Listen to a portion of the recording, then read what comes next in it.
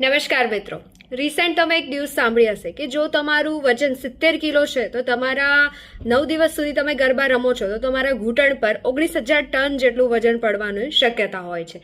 હવે સાયન્ટિફિક રીતે આ વસ્તુ ઘણી સચોટ છે. જો તમને આર્થરાઇટિસ છે, સાથે તમને ઘૂંટણની નાની મોટું દુખાવાની શરૂઆત થઈ ગઈ છે અને તમારી એજ એટલે કે મેનોપોઝલની એજ છે કે 40 અપ તમે થઈ ગયા છો અને તમે અચાનકથી જ ગરબા રમવાનું 9 દિવસ સુધી સતત ચાલુ કરી દેશો તો તમારા ઘૂંટણ પર વધારે ઘસારો પડવાનો અથવા તો વધારે દુખાવો પડવાનું કારણ બનતું હોય છે.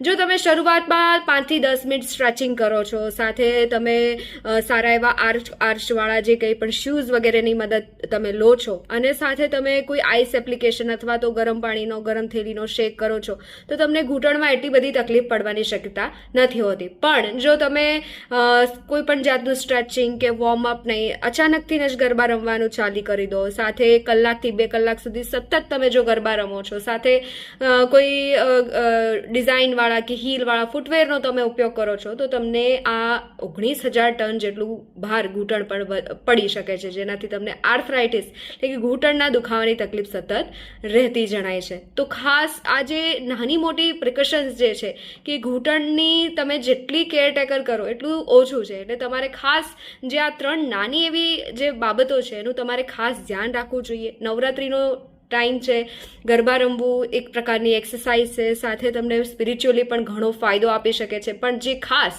મેનોપોઝલ લેડી છે, સાથે જેનું ઓલરેડી 70થી વધારે કિલો જેટલું વજન છે, એ લોકોએ થોડું 5 થી 10 મિનિટ જેટલું સ્ટ્રેચિંગ, સાથે કોઈ આઈસ એપ્લિકેશન અને સાથે આર્કવાળા શૂઝથી ગરબા આરામથી રમી શકાય છે. અથવા તો 30 થી 40 મિનિટ સુધી સતત તમે ગરબા રમો, પછી થોડો નાનો ગેપ લો, ફરી પાછું રમવાનું ચાલુ કરો તો એનાથી તમને ઘણું સારું રહેતું હોય છે શરીરમાં. વધારે માહિતી માટે કમેન્ટ બોક્સમાં કમેન્ટ કરશો. Thank you.